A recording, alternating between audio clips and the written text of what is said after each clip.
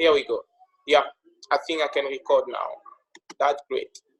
Yeah, of that I have enough space with my SSD. Usually I don't have that much space. Yeah, you can record your webinar. Great, thanks. Come on, let's go. I was saying that in this is the second second notebook, and yeah, I will not repeat myself. It was just we create a train loader and we are iterating through it, and you see what our tensor look like. It's a 28 times 28 pixel, white and black data images, and we have 64 elements of them. Like we have 64 examples, and it's a supervised learning. We have also the label, which is the real label of that, because what we are trying to do is just taking the image and predicting what number is in that image. That is all about the minus data set. This problem has been seen for years. People were thinking that it could be an impossible task. Actually, personally, I'm thinking of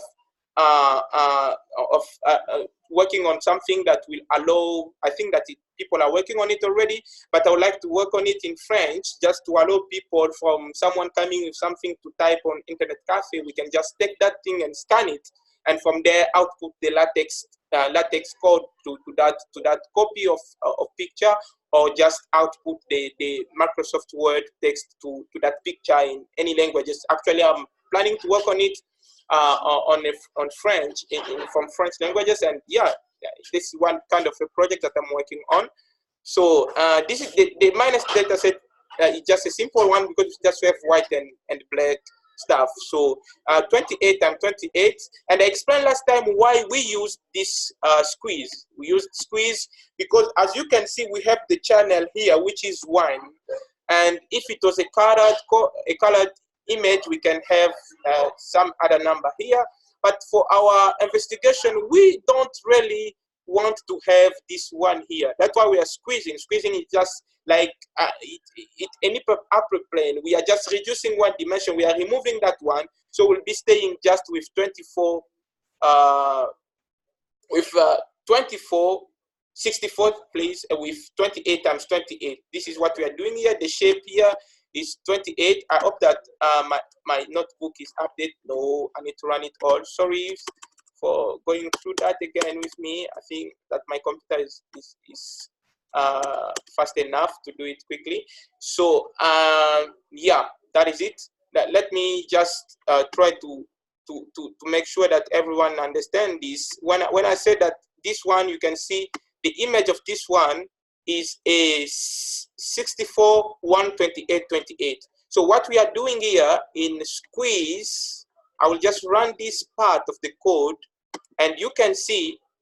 Okay, actually, I don't need the output. What we are interested in is getting the shape. Yeah, isn't it? Yeah, that is it. So I don't really need this one. Let's just look the shape of these. Yeah, as you can see, this one is a 28 times 28. This is what we want. We don't really want to get, because if you look at this image one by itself, the shape of that, you will see that we have a 1. We don't need this one. That's why we are using NumPy and squeeze to be able to put it in the format that is needed for our calculation. Yeah, this kind of thing that you find yourself doing mostly when doing neural network stuff. You need to, there are some architecture that are there, but you need to put your input data in a way that the architecture will yeah, work with it nicely. So this is what is going on here. I will not repeat that. We try to just run a neural network like that randomly. You can see that it's not better. It's just like randomly, because it's randomly distributed. Everything is mostly probable to be what is in the image. But as a human, you can see that it's 6. But don't worry, very soon this neural network will be clever enough to make a distinction between that what is in the image. So I'm sorry that I cannot read the message. If someone has something to say, just unmute your mic and stop me. That will be better than me going again to the chat window. Yeah, we will not do much progress that way. So I think that I can carry on.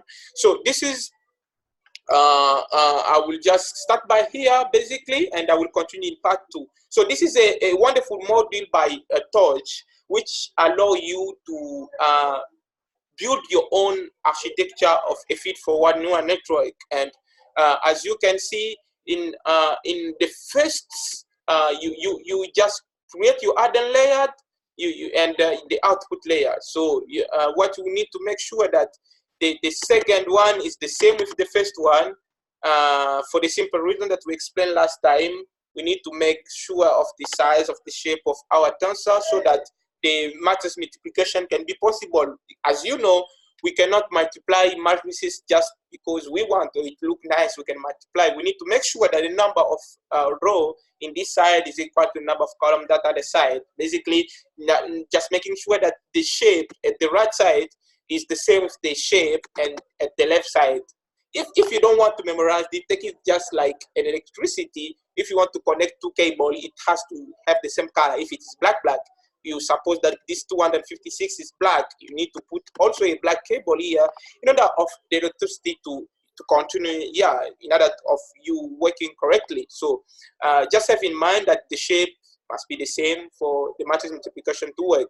So what actually gives the neural network the ability to, because what we are trying to do is to train a neural network that will be able to generalize on unseen data. And most of the problem that the real world faces are not, you know, linear. They are non-linear. That's why we have activation function like sigmoid. And so the softmax, I didn't talk about it last time, or I'm not sure if I talked about it, but the softmax actually is just basically it allowing us to deal with the distribution, probability distribution, to select which item is most probable to be what is in the image. So this is what the feed neural network look like. We take our hidden layer, we take sigmoid function, we take the output, which will give us, in our case of minus data set, we'll have 10 output. Now the softmax will look at those 10 output, what is the most likely output of what is in the image. I'm speaking in terms of probability because it's not certain, it's just we're trying to estimate what there is an error, there is an error in estimation that we could be wrong. And this is all about statistic and probability. So here are some explanation. I hope that you guys have this notebook. You probably read it already. Those are the kind of keys that you need to use if you want to use this class network. You need to use this in it. For people that are used to Java or C++, yeah, you guys are used to this kind of stuff. So I will not go through it. Once you have a model, you just define a model with this. And yeah, all works fine. I will go straight to one example. For example, in this case, we have 784, which is our black and white image that was 28 times 28. The multiplication will give us, the product will give us 784, and we have an output of 10 out of the 64 example that we have in our first batch size. And the feed-forward neural network will do this instead of defining an intermediate, you know, the way we did previously to have a activation function. We just put it directly using the F function. It's very useful to use this one. I really like it personally to use this one. I find it more easily than, yeah, using this kind of, you know, what we used here. Where was it? Sorry, to bring you back, using this one. I prefer myself, and it's just personal preference, to import this one, neural network functional as F, and yeah, I can just carry on using it. Yeah, I find it easy for me to work with. So there's not a law, you're not supposed to follow it. Just work with what you found is better for you. So yeah, we're just trying to see what is inside our weight, what is our bias, and there are people working hard on trying. Definitely there is an impact on the way we initialize our weight matrices and our bias, because the way you initialize, if you initialize bad, you will not be able to find the optimal solution quickly, or maybe you will never get the solution. So optimize what are the best initial value to get. That is a research question. I will not go into it in the interest of time. And yeah, so this is Sorry, I had an issue with my internet. I hope that you guys are still there. Okay. Yes. Okay, let me carry on. I'm really sorry for that. Yes, that's okay. Thank you. Yeah. We are here. Okay. Thank you. We understand. Yeah. Sorry for the internet connection. I had an issue with my modem. It went off. I just put it on and connected to my computer, and I hope that we have that issue again. Yeah. So I mean, it's not your fault, so don't worry. Cool. Yeah. Thank you. So let's carry on. As I say here, you can see we will just try to can this disappear? Okay. Yeah, sure. Okay, here we go. We just take that 64 examples, and we will just try to feed to use our model that we defined previously. You know the model. It's just a simple model of we just use one. I would like you to see it. We just use this one. 128, 64, 64, just one hidden layer. This is the input hidden layer and the output layer. And from that, from the PS, we are getting the output of our model. And this helper class is just trying to, this picture, you can see the code. If you are interested on seeing what is going on here, you can just open the helper class. It comes along with the notebook. Here it is. And I think that from here, you will see the code that allow to have this one. So don't mind about it right now. And you can see that it's just random stuff. It's not clever yet. So there's another way of, making a neural network using sequential. This is also a great one. You just use sequential, you put all the stuff that you need, activation function, the softmax, classification problem. You'll probably find yourself using softmax mostly. And yeah, that's just the same thing. So let's go to today's lecture. Yeah, this is also part of today's lecture. But today, as you can see, there's no point of having a neural network that just randomly say that it can be 5, 3, 2, or 1. We need to find something like in this image. If it is 4, even if we have some fixation on 1 and 2, but we need that the probability of it to be 4 must be like the greater one. If it is 1, that will be cool. But even if it is 75, but let it be the most probable case, so that we can see that, yeah, even if the computer is not that clever, but it can understand something. And that's the point of this part of the notebook. So for us to talk about computer understanding something, we need to, as we have the real value, we have an image, which is a bunch of pixels, and which is actually a bunch of numbers. And we have also the output of what that image is.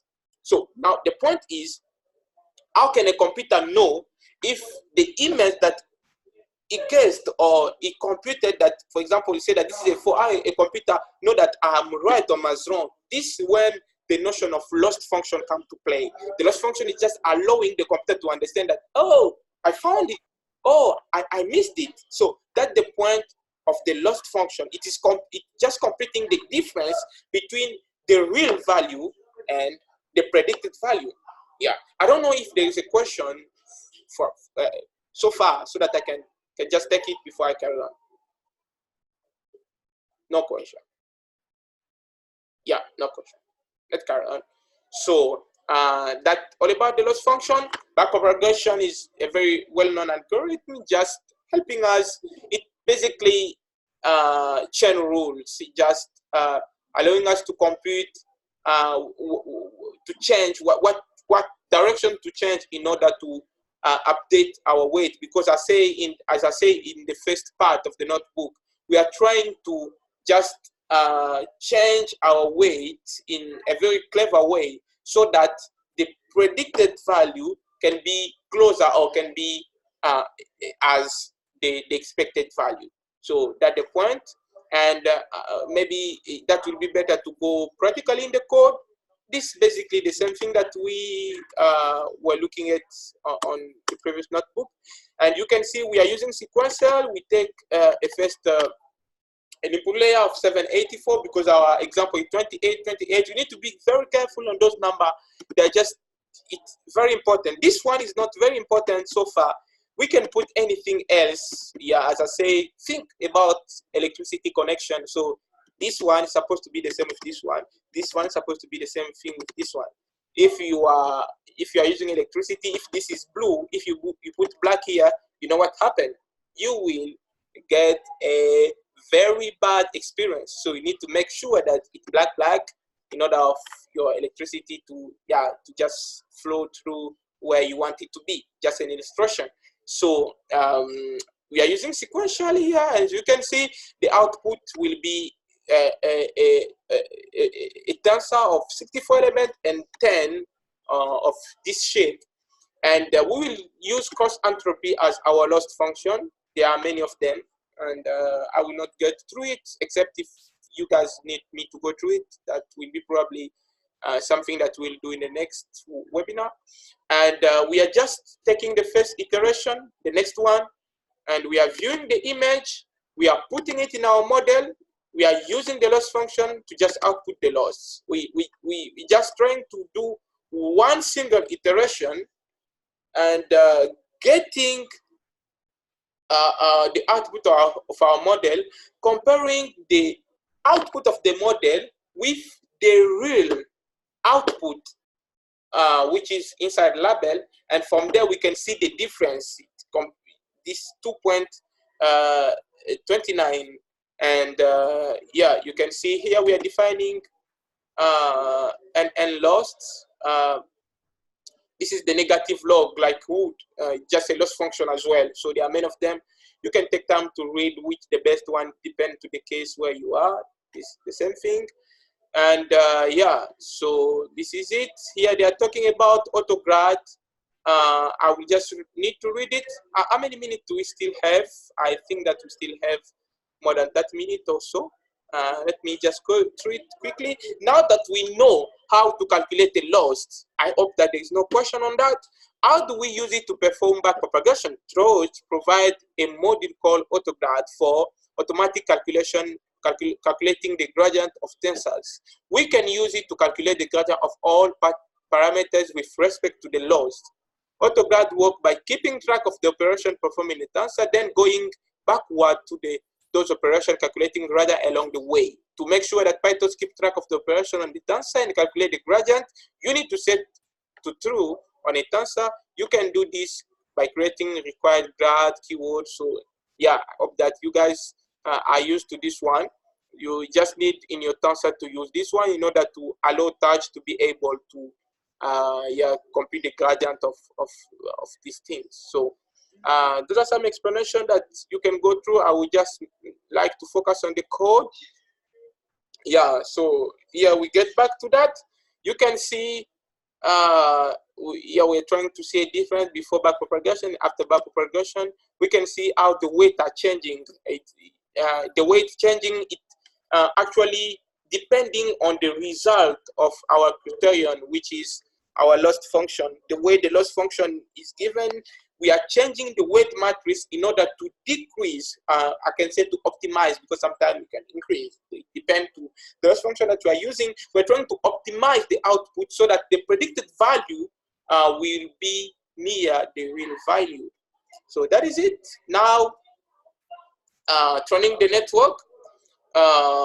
Yeah, there is this optimizer, because you know they talk about it here.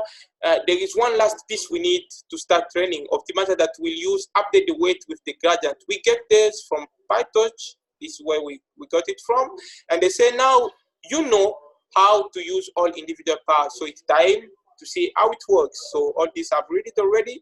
So here is what we're gonna do. We resize this one. We said that we could also use view, whatever else. I really like using view, but here they use resize. We just change the size of this one. We put the gradient to 0. This is very important to clean the gradient. to avoid it to accumulate, which will not help us to get a great result. So yeah, we are just looking at the weight. We are going one step on the optimizer, just like going to the direction of reducing the loss using backpropagation. This is what is going on here. We are taking one step forward. The weight is changing. As you can see, the weight here is different from the weight that side. Now let's do it on a very practical example. This is what is going on here. We just have our same model. The learning rate is very important. Is what are the steps? What are the steps that which size of step we are taking in order to go to the optimal solution? And this is a very notion. It's very important to understand that. I will recommend you something. I hope that you guys can still see my screen. There is this material, Google Crash Course.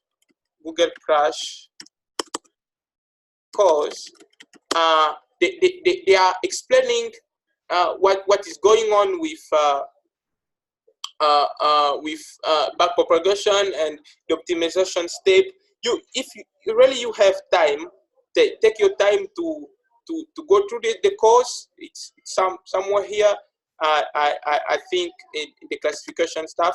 Just go through it. I took it long time ago. It's a very nice course. So I hope that I will share a link to it.